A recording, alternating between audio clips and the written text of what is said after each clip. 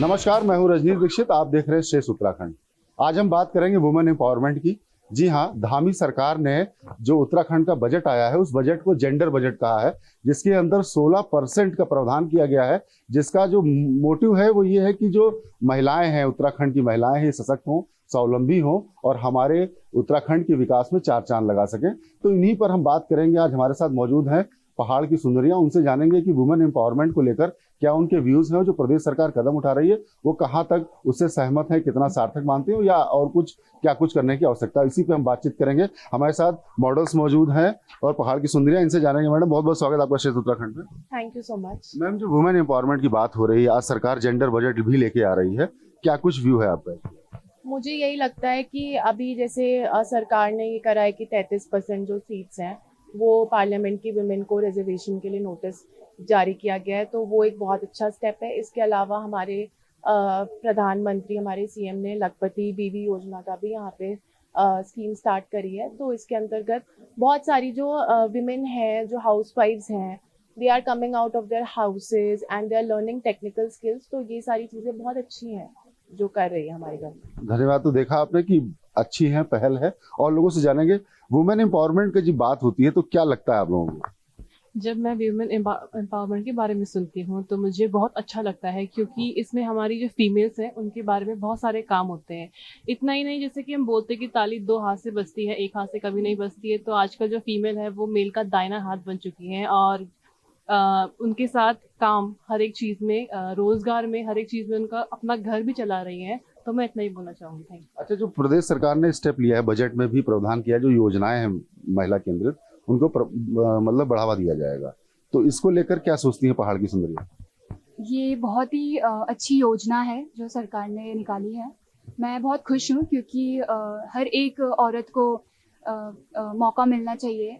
आजकल इतनी सारी अपॉर्चुनिटीज़ हैं हर फील्ड में, आप देख सकते हैं। मैं यहाँ भी देख रही हूँ, काफ़ी महिलाएं मुझे दिख रही हैं, ऑफिस में रहती हैं, काम करती हैं।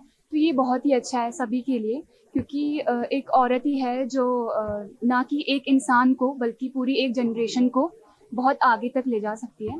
तो मेरा यही मानना है। ठीक है, पहाड़ में महिलाएं बहुत काम करती हैं और सरकार उनको योजना दे रही है ताकि वो स्वावलंबी बन सकें, अपने पैरों पे खड़े हो सकें, तो उस फैसले को कैसे देखती है?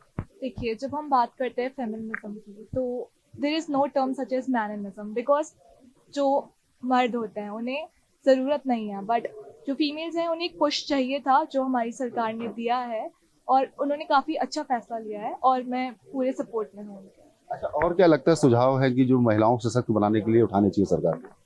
सरकार को महिलाओं को और अपॉर्चुनिटीज देनी चाहिए, जैसे एजुकेशन हो गया, जॉब हो गया, और फाइनेंशियली हेल्प करनी चाहिए। क्योंकि गांव में बहुत सी औरतें ऐसी हैं जो जिनको जॉब वगैरह अच्छे से, मतलब उनको नॉलेज नहीं है, उनको जॉब वगैरह नहीं मिलती है। तो उनके लिए और अच्छी योजना बनानी चाहिए जिससे वो आगे जाके अच्छे से फुलफिल कर सके। अच्छा, बराबरी की बात की जाए, महिलाओं को बहुत अधिकार मिल रहे हैं, योजनाएं भी आ रही हैं, इसको कैसे देखती हैं? मैं इस योजना को बहुत ही पॉजिटिव वे में देखती हूँ और मैं इसमें एक चीज़ और ऐड ऑन करना चाहूँगी। जैसे योजना आ रही है और वुमेंस को बहुत ज़्यादा अपॉर्चुनिटी मिल रही है, तो ये इंडिविजुअल पे भी डिपेंड करता है कि वो अपने घरों तक ना रहें और इस योजना का फ़ायदा उठा। बहुत अच्छी बात है, योजना का फायदा उठा के बाहर निकले। आप क्या कहेंगे? जब मैं वुमेन एम्पावरमेंट के बारे में सोचती हूँ तो सबसे पहली चीज़ जो मेरे दिमाग में आती है वो है women should be financially independent. अगर वुमेन फाइनेंशियली इंडिपेंडेंट होंगी तो वुमेन एम्पावर्ड भी होंगी। और सरकार ने ये 33% जो सीट्स रिजर्व की हैं वो बहुत अच्छी एक शुरुआत है वुमेन को एम्पावर करने के लिए, क्योंकि बाकी हर जगह वुमेन हैं लेकिन पॉलिटिक्स में भी अब वुमेन आएंगी, तो ये बहुत अच्छी शुरुआत है। बहुत अच्छी शुरुआत है और खास बात है कि आर्थिक स्वावलंबिता जो है वो सबसे जरूरी है। आप क्या कहेंगी महिला के सशक्तिकरण को लेकर? वुमेन एम्पावरमेंट के बारे में मैं ये बोलूँगी कि एक महिला ही एक घर की शक्ति, स्ट्रेंथ होती है।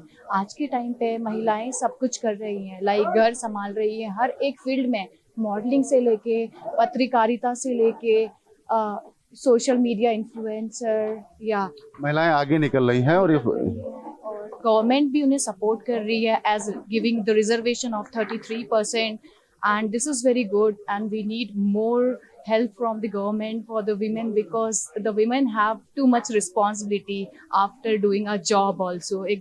ठीक बात है, महिलाओं पे बहुत ज्यादा जिम्मेदारियां हैं जॉब के साथ साथ आप पहाड़ से बिलोंग करती हैं, क्या कहेंगी कि जो योजनाएं आ रही हैं महिलाओं सशक्त करने के लिए, उसको कैसे देखती हैं? मेरे को बहुत अच्छा लगता है कि सरकार बहुत कुछ कर रही है महिलाओं के लिए। तो मैं ये जान के बहुत खुश हूँ कि जो हमारे प्रधानमंत्री हैं उन्होंने महिलाओं के लिए बहुत सी नई योजनाएं निकाली हैं। तो इससे मैं बहुत खुश हूँ क्योंकि महिलाएं बहुत कुछ कर सकती है लाइफ में। बहुत कुछ कर सकती हैं, सही बात है। बजट में प्रावधान किया गया है इस बार कि जो 16% बजट है वो वुमेन पे ही फोकस किया गया है, इसीलिए उसका नाम ही रखा गया जेंडर बजट। तो ये पहली बार पहल की गई है उत्तराखंड सरकार के द्वारा, कैसे देखते हैं? मुझे लगता है कि स्पेशली बिकॉज उत्तराखंड में literacy rate compare to other states काफ़ी ज़्यादा है और labour force, female labour force भी ज़्यादा है। बट मुझे ऐसा लगता है कि कहीं ना कहीं हमें एक माइंडसेट की भी चेंज लाने की ज़रूरत है। हम एम्पावर किनको करते हैं? जो वीक होते हैं। एंड अगर आप एक औरत हैं, आप मुझे अभी देख रही हैं, तो एम्पावरमेंट की जगह अगर हम खुद को अभी से एम्पावर्ड मानेंगे, that's when things will start changing for us.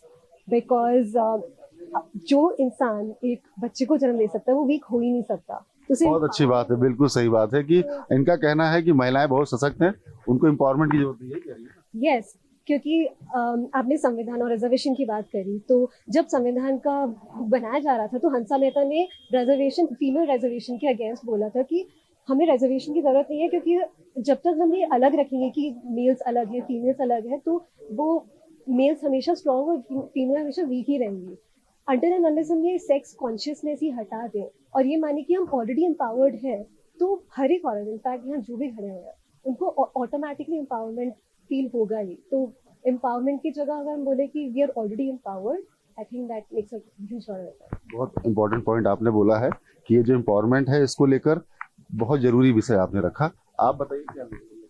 मुझे ऐसा लगता है कि जब हम महिला सशक्तिकरण के बारे में बात करते हैं, जब एक महिला सशक्त होती है तो ना सिर्फ वो एक जनरेशन को बल्कि पूरे देश को सशक्त कर सकती है।